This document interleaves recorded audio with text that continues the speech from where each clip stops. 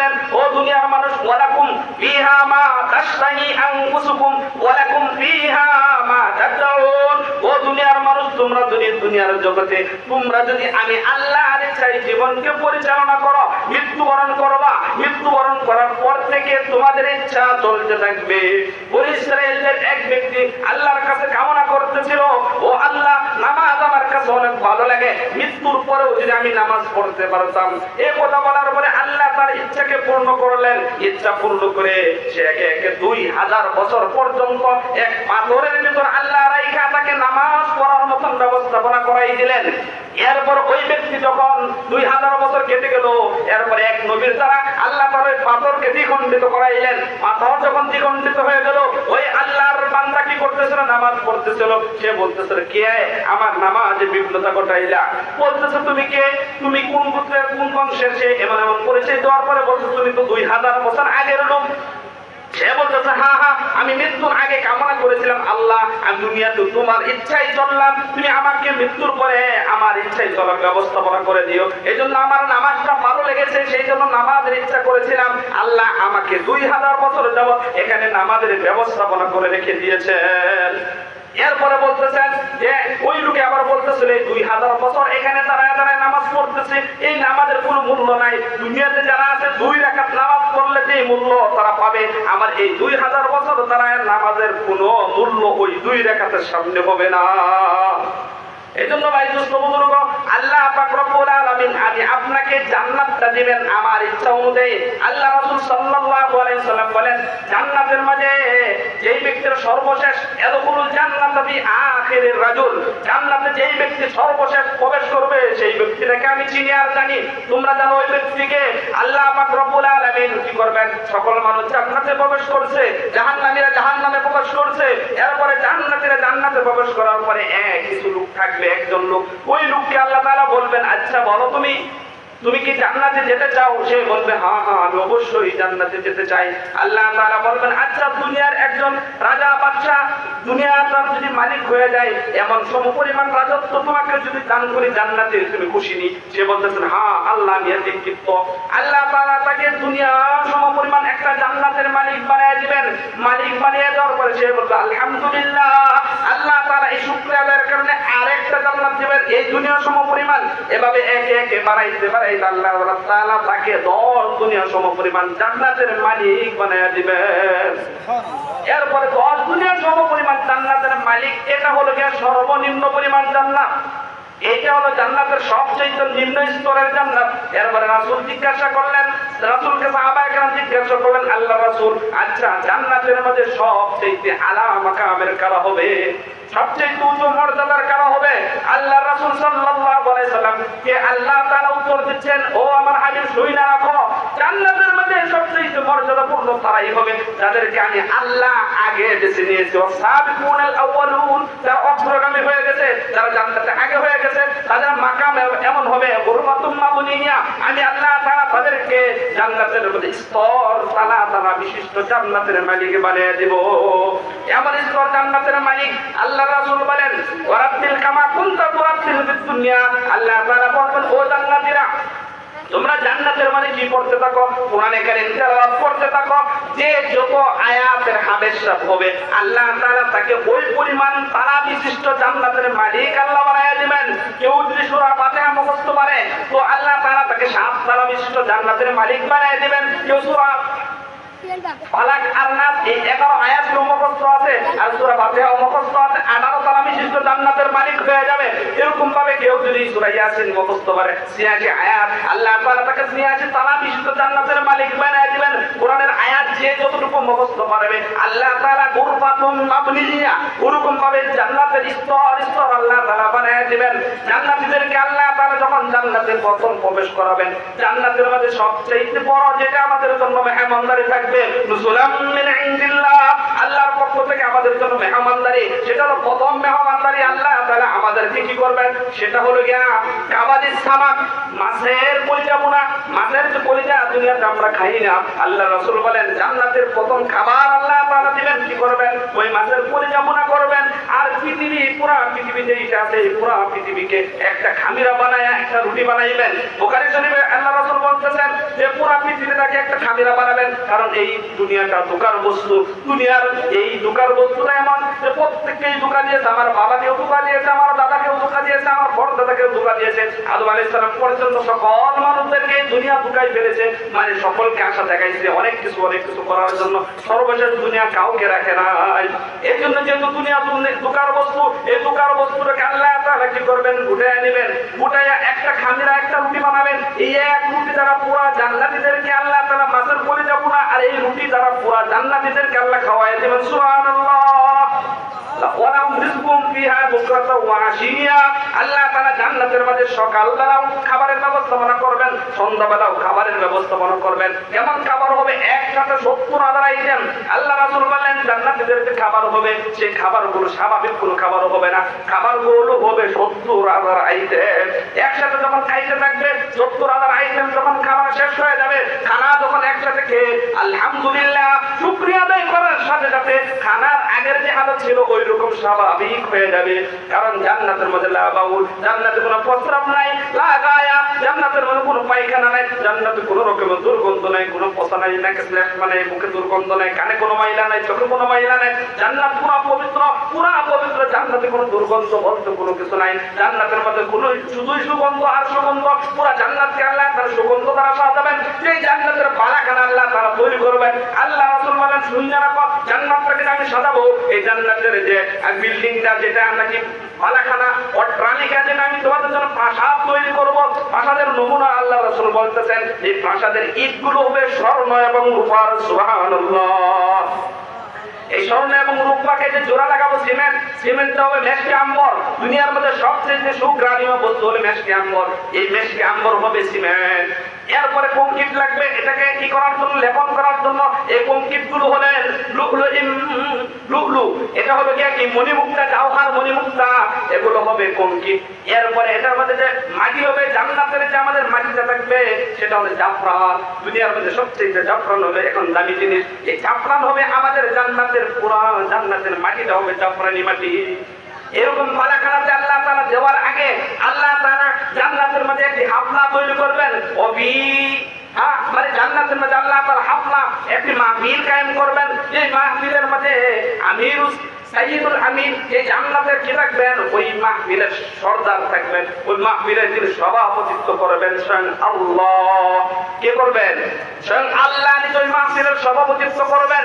এই মাহফিলের প্রধান অতিথি হিসাবে থাকবেন আমাদের নবী মুহাম্মদুর রাসূলুল্লাহ সাল্লাল্লাহু আলাইহি ওয়াসাল্লাম। এই মাহফিলের বিশেষ অতিথি হিসাবে থাকবো ওই যে দুনিয়াতে যত নবী এসেছেন, লক্ষাধিক নবী এসেছেন, সকল নবীরাই থাকবে এই মাহফিলের বিশেষ অতিথি। আর এই মাহফিলের শ্রোতাগণ হবে সকল জান্নাতীরা।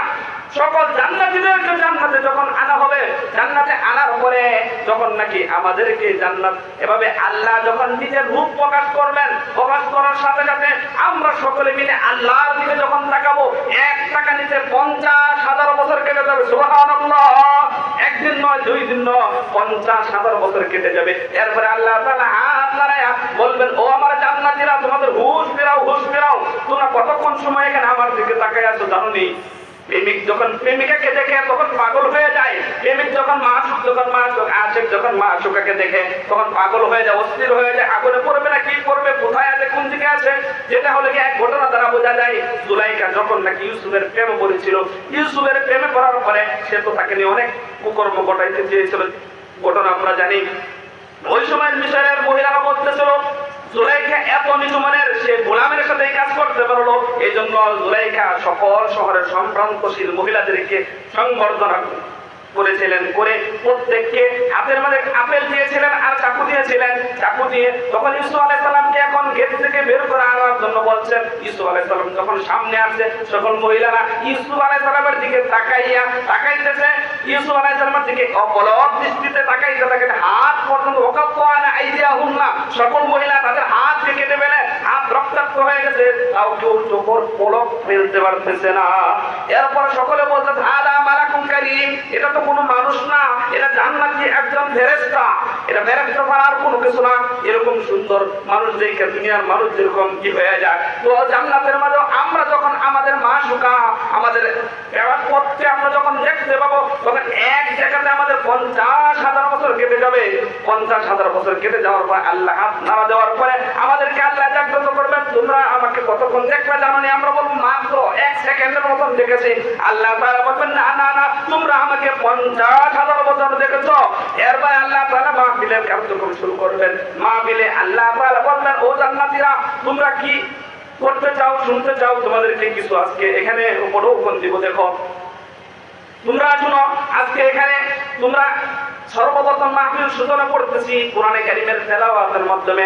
জানো দুনিয়ার সকল মানুষ জানে দাউদ আলাইহিস সালাম পৃথিবীর সবচেয়ে কণ্ঠওয়ালা মানুষ ছিল। আল্লাহ তাআলা দাউদ আলাইহিস সালামকে ডাক দিবেন, ও আমার দাউদ, ও আমার প্রিয় বান্দা, তুমি আসো, তুমি পড়তে থাকো সূরা তাহা, তাহা মা আনজালনা আলাইকাল কুরআনা লিতাশকা। এরকম ভাবে তুমি সুরভিত কণ্ঠে সূরা তাহা যখন খতম হবেন, সকল জান্নাতের বিমুগ্ধ হয়ে যাবে, একাকার হয়ে যাবে, একটি স্নিগ্ধ পরিবেশ তৈরি হয়ে যাবে। এরপরে আল্লাহ তাআলা বলবেন, ও আমার জান্নাতীরা, এর চাইতে আরো সুমধুর কণ্ঠে তোমরা কোরআন তেলাওয়াত শুনতে চাওনি? তখন আমরা সকলে বলবো, এর চাইতে আরো তেলাওয়াত উচ্চমানের হতে পারে, সে তো আমাদের ধারণা নাই।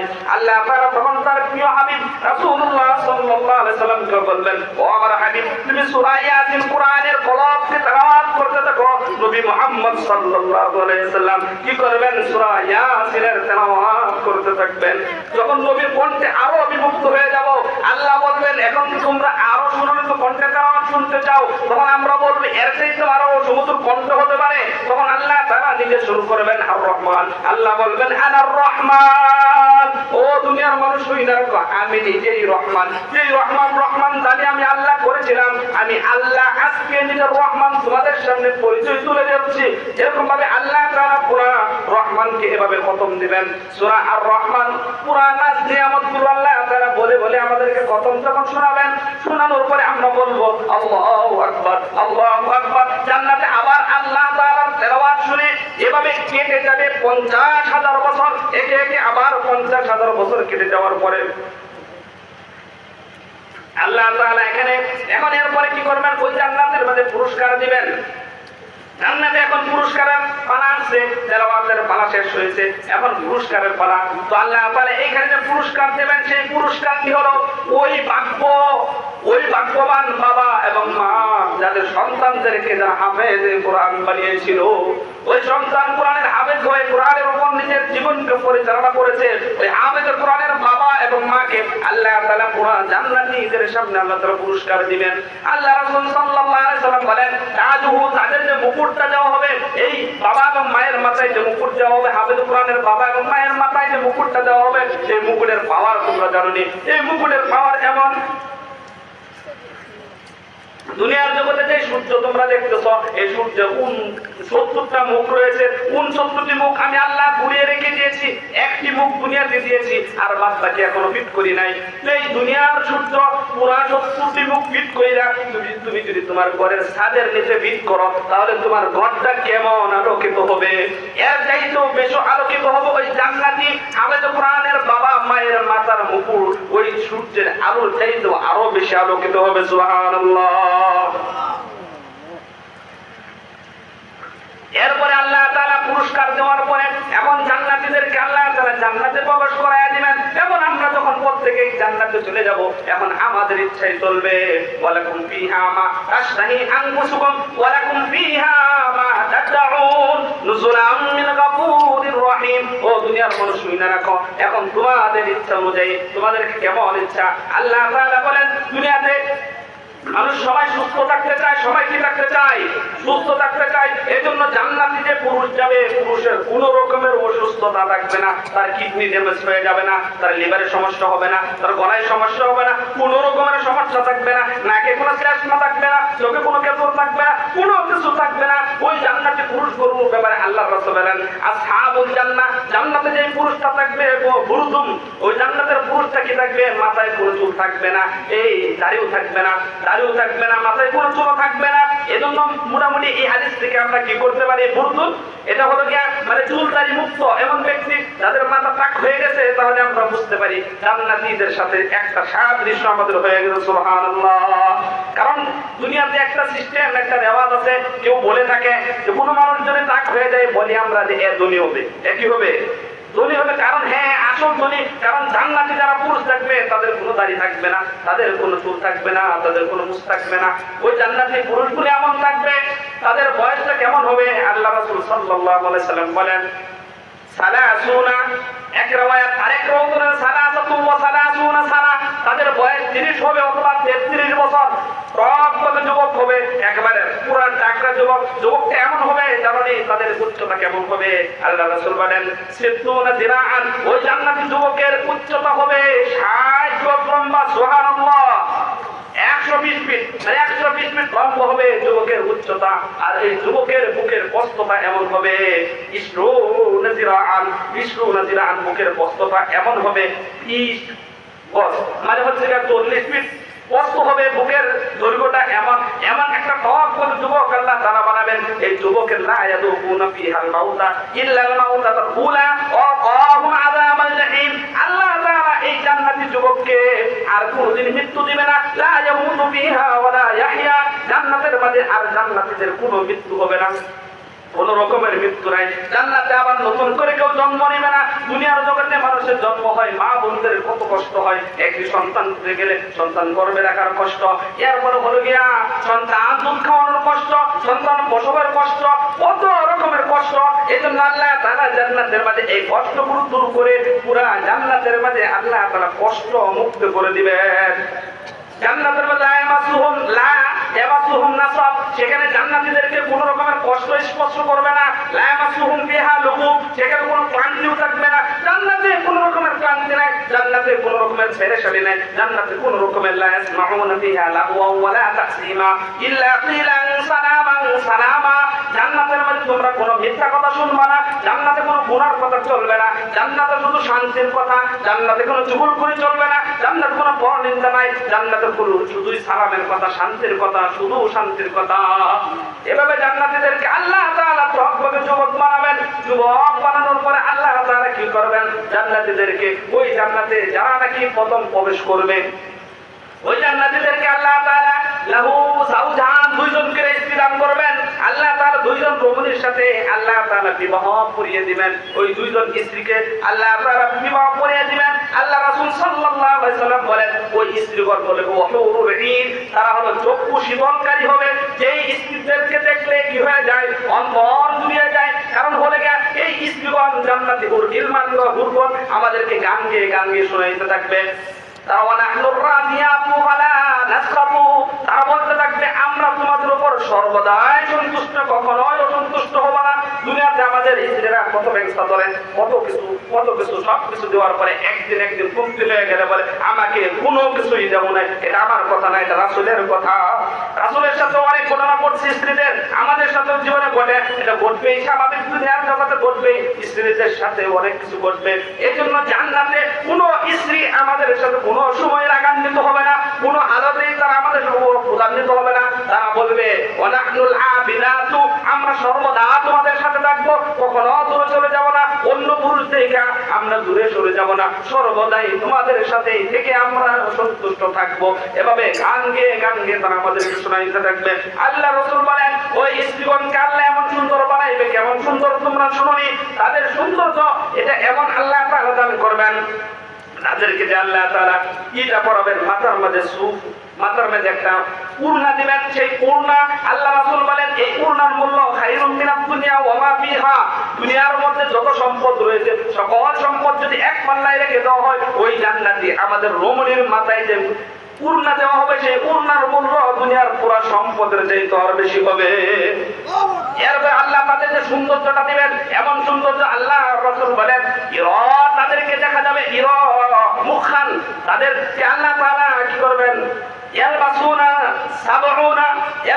সাবউনা আল্লাহ তাআলা 70 পরদের কাপড় পরিধান করাবেন। 70টা পরদের কাপড় আল্লাহ যখন পরিধান করাবেন, এই 70 পরদ কাপড় পরিধান করার পরে আল্লাহ রাসূল বলেন মুখান আনসাতিহা, তাদের সৌন্দর্যের কারণে ওই 70 পরত কাপড় ভেদ করে তাদের যে পায়ের নালা আছে, পায়ের নালার ভিতর যে হাড্ডি আছে, হাড্ডির ভিতর যে ক্যালসিয়াম দৌড়াদৌড়ি করতেছে, সেই মুখখান ওই মগজটা পর্যন্ত দেখা যাবে। সুবহানাল্লাহ। আল্লাহ তাআলা বলেন এগুলো এমন মহিলা ওহুরুল ঈন, এদেরকে আমি এমন আয়াত রচনা, মানে তাদেরকে দেখলে চোখ ধরা যায়, ডাগর ডাগর চক্ষু বিশিষ্ট তাদেরকে আমি বানাইছি। লাম ইয়াদরিসহুন্না ইনসুন ক্বাবলাহুম ওয়ালা জান, ইতিপূর্বে তাদেরকে কোনো পুরুষ স্পর্শ করে নাই, কোনো জিন জাতীয় তাদেরকে স্পর্শ করে নাই। ওয়া ইন্না আনশা'নাহুন্না ইনশাআ, আমি আল্লাহ তাদেরকে বিশেষ রূপে আমি তাদেরকে সৃষ্টি করেছি, বিশেষ এক সৃষ্টির মাধ্যমে তাদেরকে আমি সৃষ্টি করেছি। তারা কেমন হবে? ফাজআলনাহুন্না আবকারা, তারা হবে চিরস্থায়ী কুমারী, চিরকুমারী, তারা হবে চিরকুমারী, তাদের কুমারীত্ব নিয়ে তারা আমাদের সামনে আসবে। ওয়াকাওয়াইবা আতরাবা, ওয়াকাওয়াইবা আতরাবা, তারা হবে স্বামী সোহাগিনী, স্বামীকে একেবারে এত মহব্বত করবে, স্বামী সোহাগিনী হবে। এরপরে তারা কামিনী, এরপরে তারা হবে সমবয়স্কা, আমাদের যেমন 30 বছর হবে অথবা 33 বছর হবে, ওই জান্নাতি রমণী যারা হবে তাদেরকেও আল্লাহ তাআলা সমবয়স্কা আমাদের সাথে বানিয়ে দিবেন। এরপরে আল্লাহ তাআলা কখনো তারা আমাদের থেকে যেমন বিচ্ছিন্ন হবে না। তো দুনিয়ার নারী যদি জান্নাতে হয়ে যায়, দুনিয়ার পুরুষ যদি জান্নাতে হয়ে যায়, আল্লাহ তাআলা ইচ্ছা দিয়ে দিবেন, ও নারী তুমি চাইলে তোমার পুরুষকে গ্রহণ করতে পারো, ও পুরুষ তুমি চাইলে তোমার স্ত্রীকে গ্রহণ করতে পারো। এটা ইচ্ছা দিলে এখতিয়ার থাকবে, চাইলে আমরা গ্রহণ করব, না চাইলে গ্রহণ করব না। এটা ক্লিয়ার মাসআলা। ওই মাসআলা থেকে বোঝা যায় দুনিয়াতে কোনো মানুষ বিবাহ করার পরে তার স্ত্রী যদি মারা যায়, স্ত্রী মারা গেলে পুরুষ তাকে গোসল দেওয়ানো তার জন্য জায়েজ নাই। স্বামীর স্ত্রী মারা গেছে, স্ত্রীকে গোসল দেওয়া তার জন্য জায়েজ নাই। কারণ হচ্ছে তার সাথে বিবাহর একটা সীমা ছিল মৃত্যু পর্যন্ত, মৃত্যু হয়ে গেছে, এখন বিবাহ বিচ্ছিন্ন হয়ে গেছে, এখন আর সে তাকে স্ত্রী বলতে পারবে না। এজন্য আল্লাহ তাআলা জান্নাতে এখতিয়ার দিয়ে দিবেন, লাহুম ফিহা আজওয়াজুম মুতাহহারা, পবিত্র রমণী। আমাদের ওই রমণীগণকে আল্লাহ তাআলা পবিত্র বানাবেন, তাদেরকে আমার ইজ্জত বানাবেন, তাদের কোনো নাকে শ্লেষ্মা থাকবে না, চোখে কেতুর থাকবে না, কানের ভিতর ময়লা থাকবে না, মাটি দুস্রাব থাকবে না, সব কিছু থেকে তারা পবিত্র হবে। পবিত্র আর পবিত্র, এমন পবিত্র আল্লাহ তাআলা বানাবেন। তাদের সাথে সহবাসে যখন পুরুষরা যাবে, সহবাসের পরে যখন বীর্যপাত হবে, এই বীর্যটা দুনিয়ার বীর্য গন্ধ করে, কিন্তু জান্নাতের মধ্যে যখন বীর্য বের হয়ে যাবে, এই বীর্যটা হবে মেশকে আম্বরণ চাই তার সুঘ্রাণে পুরো জান্নাত মুখরিত হয়ে যাবে। সুবহানাল্লাহ। এরপরে আল্লাহ তাআলা আমাদেরকে জান্নাতের মধ্যে খিদমতের জন্য ইয়াতুফু আলাইহিম বিলদানুম মুখাল্লাদুন বিআকওয়াবি ওয়া আবারিক ওয়া কাসিন মিন মাইন। জান্নাতের মধ্যে আল্লাহ তাআলা আমাদেরকে চির সেবক দিবেন, ছোট ছোট ফুটফুটে বাচ্চা, এই বাচ্চাগুলো ছোট বাচ্চা, ছেলে বাচ্চা, এদেরকে সাজুগুজু করানো, সুন্দর যদি থাকে সুদর্শন, এদেরকে দেখতে ভালো লাগে, এরকম কিছু খাদেম আল্লাহ তাআলা জান্নাতে আমাদের মাঝে সৃষ্টি করে দিবেন। ইয়াতুফু আলাইহিম বিলদানুম মুখাল্লাদুন, তারা চিরস্থায়ীভাবে এরকম সেবকই থাকবে, তার বয়স বাড়বে না, তারা যুবক হবে না, এরকমই থাকবে, তারা সর্বদা আমাদের সামনে পান পিয়ালা নিয়ে ঘুরতে থাকবে। আল্লাহ তাআলা বলেন মাসালুল জান্নাতিল্লাতী বুইদাল মুত্তাকুন ফিহা আনহারুম মিন মা'ইন গায়রি আসিন ওয়া আনহারুম মিন লাবানিন লাম ইয়াতাগায়্যার তা'মুহু ওয়া আনহারুম মিন খামরিন লাযযাতিন লিশ-শারিবিন ওয়া আনহারুম মিন আসালিন মুসাফফা।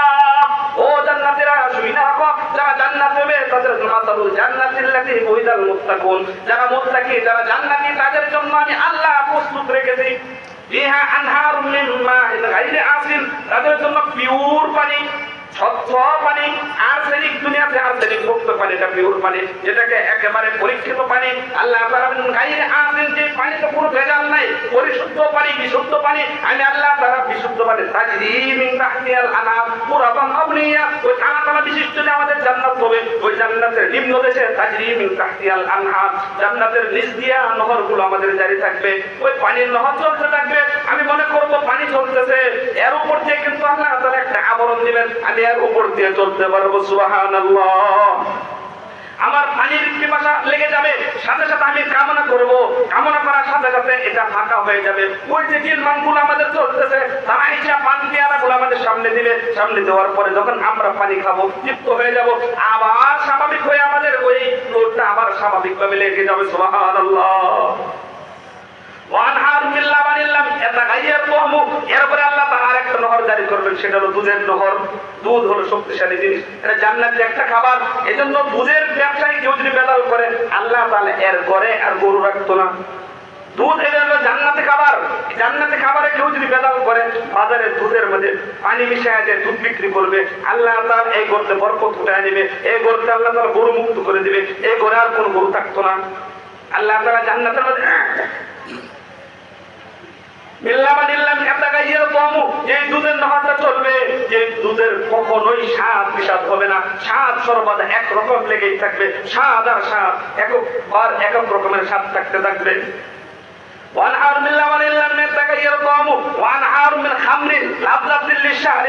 এরপরে মদের নহর থাকবে।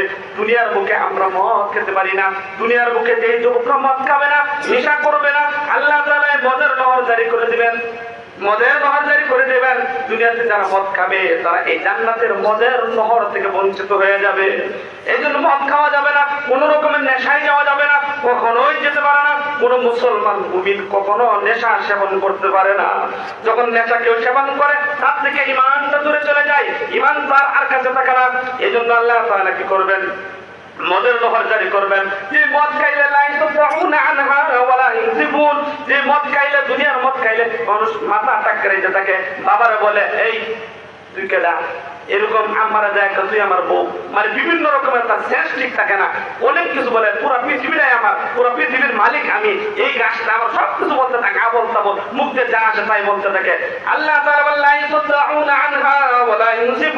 ও দুনিয়ার মানুষ শুইনা রাখো, জান্নাতীরা যখন জান্নাতের ওই যে মদগুলো খাবে, মদ পান করার পরে কোন রকমের মাতলামে আসবে না, তাদের মেজাজে কোনো বিকৃতি আসবে না, বরং শরীরের মাঝে আরো তুষ্টি আসবে। সুবহানাল্লাহ। এরপর আনহার মিন আসাল মুসাফফা, আল্লাহ তাআলা আরেকটি নহর জারি করবেন, সেটা হলো মধুর নহর। কিসের নহর? সেটা হলো মধুর নহর। দুনিয়াতে আমরা মধু, খাঁটি মধু, তার মধুটা কেমন? মুসাফফা, মানে একেবারে পিওর মধু, খাঁটি মধু, যে মধুতে কোনো ভেজাল নাই। দুনিয়াতে মধুর যত ভেজাল, এখন আপনি যান বাজারে যান, যেখানে যান, চাক থেকে আপনার সামনে দেখতেছেন পারতেছে, এখানেও ভেজাল ঢুকায় দেয়, কারণ ভেজাল আর ভেজাল। এই জন্য মধুতে কেউ যদি ভেজাল করে, এই ব্যক্তির মাঝে আল্লাহ বরকত রেখে নেবেন। মধুর ব্যবসাও কেউ যদি ভেজাল করে, আল্লাহ তার মাঝে বরকত রাখতো না, কারণ এটা জান্নাতে একটা খাবার। জান্নাতে বল নিয়ে, জান্নাতে খাবার নিয়ে যে কোনো ফ্যাসিলিটি করবে, আল্লাহ তাআলা তাকে এই খাবার থেকে দূরে সরাইয়া দিবে। এই জন্য এই জান্নাতি বল, এই যে কয়েকটা চিন্তা ফলের কথা বলা হলো, একটা মধু, দুধ, আর একটা মদ। মদ তো খাওয়া যাবে না, পানি আমরা খাবো। এই দুইটা জিনিস কেউ যদি কোনো শরীর দুর্বল থাকে, শারীরিক দুর্বল থাকে, এইগুলো যদি খায়, তাহলে তার শরীরের দুর্বলতা আল্লাহ দূর করে দিবে। আরেকটি ঘটনা, শারীরিক অবস্থা দুর্বল থেকে সবল হওয়ার জন্য আল্লাহ তাআলার আরেক আয়াত থেকে বোঝা যায়, আল্লাহ তাআলা যখন মারিয়াম আলাইহিস সালামকে এক নির্জন জায়গাতে নিয়ে তাকে স্বামী ছাড়া সন্তান জন্ম দিয়েছিলেন, ঈসা আলাইহিস সালাম সন্তান যখন জন্ম হচ্ছিল, তখন মারিয়াম আলাইহিস সালাম বলতেছেন, হায় হায় আফসোস, আমার যদি এই দিন আসার আগে যদি মৃত্যু হয়ে যেত, সমাজের মানুষগুলো আমাকে কি বলবে? আমার স্বামী ছাড়া সন্তান হয়েছে, সমাজের কোনো মানুষ মানত না, আমার এই সন্তান প্রসব করবো কেমনে, আমি কি করবো, জঙ্গলে আমি একা। আল্লাহ বলতেছেন, আমি আল্লাহ তোমার সাথে আছি, তোমার ভয়ের কোনো কিছু নাই। তুমি এই যে শুকনো খেজুর গাছটি দেখতেছ, ওহুদি ইলাইকি বিদিন নাখলা, তুমি এই শুকনো খেজুর গাছের ডাল ধরে নাড়া দাও। শুকনো খেজুর গাছের ডাল ধরে যখন নাড়া দিয়েছে, ওই শুকনো খেজুর গাছ থেকে কাঁচা পাকা খেজুর পড়া শুরু হয়ে গেছে। সুবহানাল্লাহ। এরপরে আল্লাহ তাআলা কি করলেন, ওই যে সে যেখানে বসা ছিল এর নিম্ন দেশে একটা পানির ফোয়ারা জারি করে দিলেন। এরপরে আল্লাহ বলতে, তোমার সন্তান প্রসব হলে তোমার ব্যথা হবে, এই ব্যথা উপশম হওয়ার জন্য তুমি ফাকুলি ওয়াশরাবি, তুমি খাও, এই যে খেজুর খাও। খেজুর এর দ্বারা বোঝা যায় কোন ব্যথা যদি কারো হয়, মিষ্টি দ্রব্য খাইলে তার ব্যথা কেটে যায়। এই জন্য আমাদের মায়ের বোনেরা যখন সন্তান প্রসব করে, সন্তান প্রসব করার পর মধু খাওয়াই, এটা মহৎ জানি না, কারণ জানি না। মধু খাওয়ানোর কারণ হলো, মধু খাওয়াইলে বাচ্চা যে জিহাদ করে বের হয়েছে, এক সংকীর্ণ জায়গা দিয়ে বাচ্চা যে মুজাহাদা করে বের হয়েছে, সে এক আল্লাহর পরিচয় নিয়ে এখানে দুনিয়াতে এসেছে। এই বাচ্চা যে মুজাহাদা করে আসলো, এই কষ্ট দূর করার জন্য তাকে একটু মধু খাওয়াও, মাকেও মধু খাওয়াও, মাকে খেজুর খাওয়াও, বাচ্চাকে একটু খেজুর খাওয়াও, তাহলে তাদের ব্যথা কমে যাবে। এই জন্য এই খেজুর, এটা হবে জান্নাতের একটি ফল। অফাকিয়াতুম মিম্মা তাখায়্যারুন, আল্লাহ তাআলা জান্নাতে বিভিন্ন রকমের ফলমূল দিবেন। এর মধ্যে কয়েকটা ফলের কথা আল্লাহ তাআলা বলতেছেন। সিদরিন মাখদুদ, একটা হলো বড়ই দিবেন, বড়ই। এই জন্য বড়ই যদি কেউ বড়ই খেলে রোগ প্রতিরোধ ক্ষমতা বেড়ে যায়। কারো যদি রোগ প্রতিরোধ ক্ষমতা দুর্বল থাকে, তাহলে সে যদি বড়ইয়ের মৌসুমে বড়ই খায়, আল্লাহ তাআলা তাকে রোগ প্রতিরোধ ক্ষমতা বৃদ্ধি করে দিবেন। এরপরে শরীরে দুর্বলতা আছে, কেউ যদি কলা খায়, জান্নাতে আল্লাহ তাআলা কলা দিবেন। জান্নাতে আল্লাহ তাআলা সারি সারি কলা, কাঁদি কাঁদি কলা, কলার বাগান থাকবে। এই কলাগুলো আমরা খাবো। কলা খেলে মানুষের শারীরিক শক্তি বেড়ে যায়, অনেক শক্তি বেড়ে যায়। দৈনিক যদি কেউ কলা খায়, তাহলে তার শক্তি অটোমেটিক বেড়ে যাবে। এরপরে আল্লাহ তাআলা এক স্থায়ী ছায়ার ব্যবস্থাপনা করবেন। এরকম ভাবে জান্নাতের নিয়ামতগুলো আল্লাহ তাআলা আমাদের ইচ্ছা অনুযায়ী দিবেন।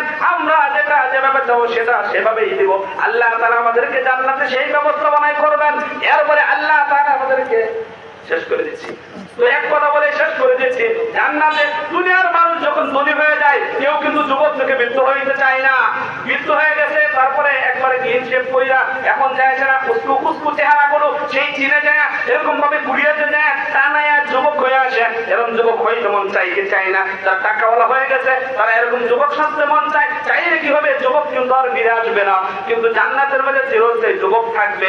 এরপরে আল্লাহ তাআলা বুখারী শরীফে রাসূল বলেন, জান্নাতে প্রত্যেক শুক্রবারে বিয়াউমিল জুমআ, প্রত্যেক জুমার দিনে বাদাল আসরি, আসরের নামাজের পরে একটা বাজার বসবে। ওই বাজারের মধ্যে সারিউ আসহাবুল জান্নাহ, জান্নাতের বাজারের দিকে যাবে। বাজারে যায় সেইরা, বাজারে মার্কেটগুলো আল্লাহ সাজায় রাখবেন বিভিন্ন রমণীদের দ্বারা। ওই রমণীদেরকে দেখবো আমরা, দেখার পরে আমরা শুধু কল্পনা করব, আমার পার্টনার, আমার সঙ্গিনীর চেহারাটা যদি এমন হয়ে যেত, তার বডি ফিটনেসটা যদি এমন হয়ে যেত, তার কালারটা যদি এমন হয়ে যেত, তার চোখগুলো এমন হয়ে যেত, তার বিজ্ঞানটা যদি এমন হয়ে যেত, এগুলা কল্পনা করতে থাকবো। পুরা জান্নাতে সবাই যখন কল্পনা করতে থাকবে, কল্পনা আয় সবাই বিমূঢ় হয়ে যাবে। এরকম ভাবে আমাদের অট্টালিকায় আমাদের রমণী যাদেরকে রেখে এসেছে, তারাও এখানে কামনা করতে থাকবে, আয় আমার বাচ্চার যদি এমন সুদর্শন হয়ে যেত, তার চেহারাটা যদি আজকে পরিবর্তন হয়ে এমন হয়ে যেত, এতদিন শ্যামলা আছে বর্ষা হয়ে যেত, বর্ষা আছে শ্যামলা হয়ে যেত, এতদিন মোটা আছে একটু স্লিম হয়ে যেত, স্লিম আছে আরেকটু মোটা হয়ে যেত। বিভিন্ন রকমের কামনা তারা আমাদের অট্টালিকায় বৈশা করতে থাকবে। যখন আমরা এই জান্নাতে শেষ কল্পনা, সকলের কল্পনা শেষ, এরপরে আল্লাহ তাআলা কি করবেন, জান্নাতে উপর দিক থেকে এক দুলি হাওয়া চালু করে দেবেন।